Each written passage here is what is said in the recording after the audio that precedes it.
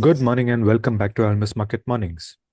I think there's a clip which all of us here in India are watching with keen attention, and that is of President Trump answering a reporter's question on possible tariff rates for India.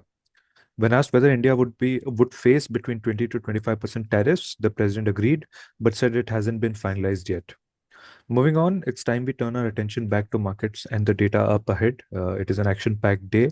We have got a few retail sales and inflation data out of key European countries, EU GDP data, and towards our evening, we have got the US GDP and the Fed's interest rate decision. Good morning, JK. So, while you cover the data and events today, I just wanted to pick your brain on the 20-25% possible tariffs on India. Is that something already discounted by markets? What's your take? Good morning, Swaraj.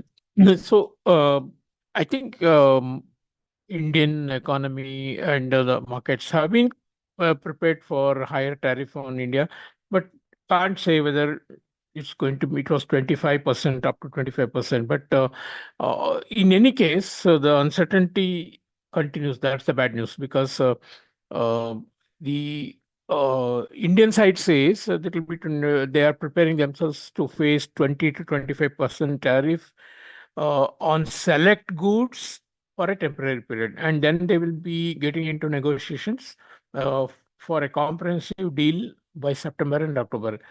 On Trump's side, he says he could slap 20 to 25% tariff, but that is not final. So, we don't have a clear picture. Even if 25% was discounted, we don't know whether it can go to 30% or not. And he also mentions about India being the most protector of their domestic economy with high duty on imported goods from US, etc. So that's the reason why markets are still going to be somewhat nervous or on the defensive side, and particularly that was seen in the rupee yesterday.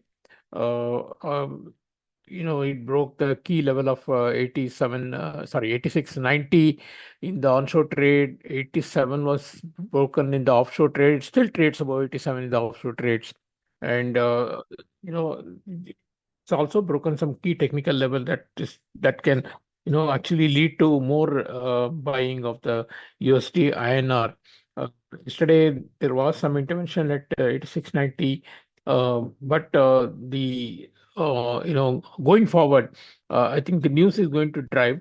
In the meantime, the FI flows have been negative once again. Yesterday, about 4,000 crores, of outflow was seen. Uh, Before that, 6,000 crores of outflow was seen on the other day. So I think right now India is also dealing with many negatives. And yesterday, even the oil price has gone up. Brent has gone to almost $71. And so it's not just the tariff. Yes, tariff uncertainty is going ahead, and 20-25% may not be final, or market may have discounted. So in the unlikely event of it being at 20 or below that, I think market will see relief rally. So that is what I feel. And in the meantime, markets have had some numbers to digest yesterday, and a lot more to digest today, tomorrow, and after as well. And yesterday's data on JOLTS from the US showed that the job openings have been much lesser in the month of June. It's not only lower than last month, it's also lower than what was estimated. Estimated 7.5 million, and it came at 7.43 million. Also, the quit rates have come down. Quit rates coming down, meaning the employees are not confident enough to quit a job and search for a new one. In fact, a similar trend has also been seen in the weekly data on continued claims. One good news was the consumer confidence, improving by 2 points to 97.2 in July.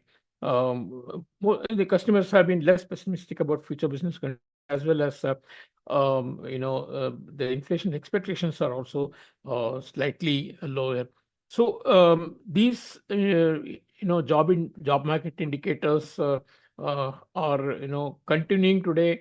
ADP private payroll data, which came negative last month, and then the employment cost index. And tomorrow we have the weekly jobless claims number, also leading up to the employment number, the non-farm payroll data number on Friday.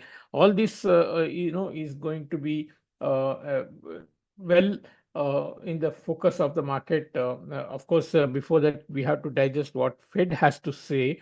Fed meeting today comes after GDP data tonight, and also PC core inflation, for which the Fed members might be privy. They must be knowing the number, what it is, and if PC core price index does come, lower. Right now, expectation is for a slightly higher number. If it does come lower, that can strengthen the case for a September rate cut.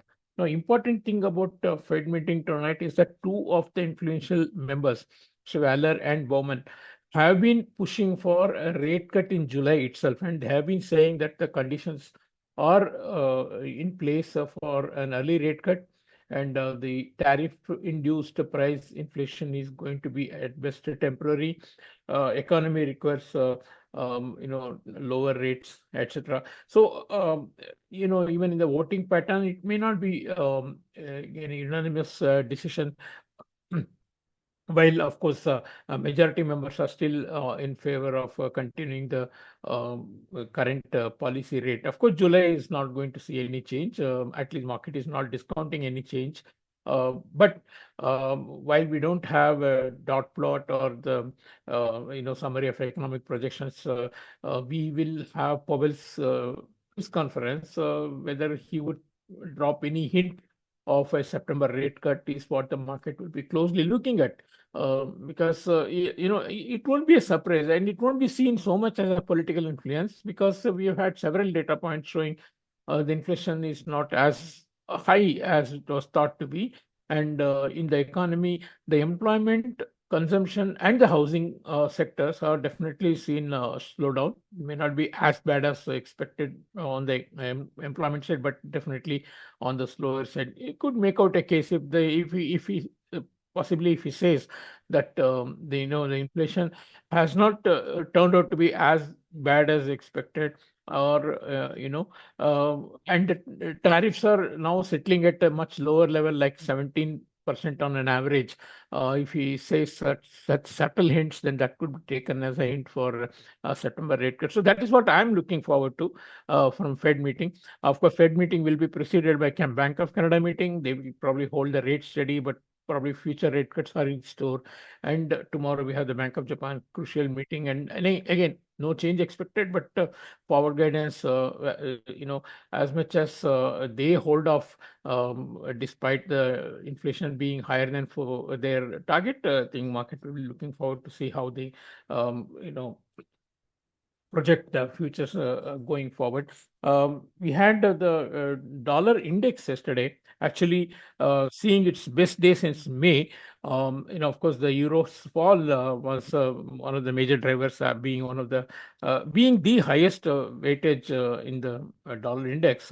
Euro USD had bounced, but again saw a big sell-off in the European market.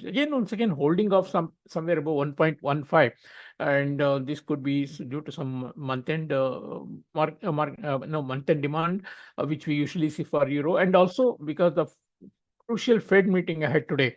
And should there be any dovish hint at the meeting, that could be seen as a driver for dollar to see some fall. So in rupee as well, while we have broken 87, I think major follow through may not be seen at least today, despite the negative sentiment. Because I would say there are three reasons why rupee may not continue to fall at a brisk pace, because we have a possibility that Powell might throw a small dovish hint, or even the tariffs might be surprisingly on the lower side, if at all, or maybe even at 20%, market might think that it's been discounted. And also, you have to look at the fact that rupee is already fairly valued in terms of RER. It is closer to 100 now. And if the dollar falls from here and rupees undervaluation is difficult to be supported by RBI. So if there is any undue uh, fall in the rupee, I think the central bank will be stepping in with force. Thing that can push the rupee genuinely on the lower side would be continued FI flows. Uh, that is when we have to see whether the central bank supplies liquidity of dollars to the market. So all in all, I think very interesting situation for the Indian economy going forward, and of course the global monetary policy. So this is happening even as IMF has slightly upgraded the global growth to 3%.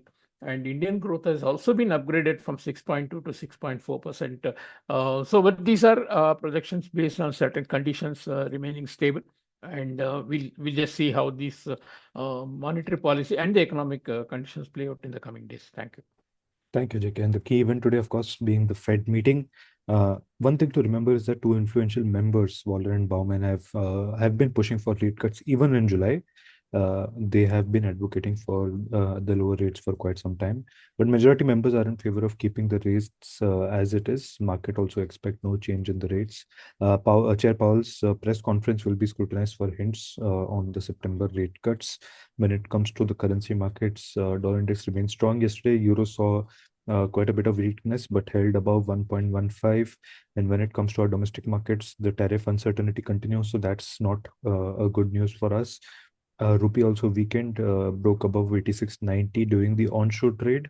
And even during the offshore trade, it traded as high as it traded above rupees 87 actually. So the weakness has continued when it comes to the rupee against the dollar. FII flows continue to be negative, about 4,000 crores yesterday, and the before that it was about 6,000 crores. So significant numbers going out. That will keep the trade uncertainty also. If it gets resolved, we may see some sort of a relief rally. That's it from us today. Thanks for listening. We'll catch up tomorrow with the fresh round of updates.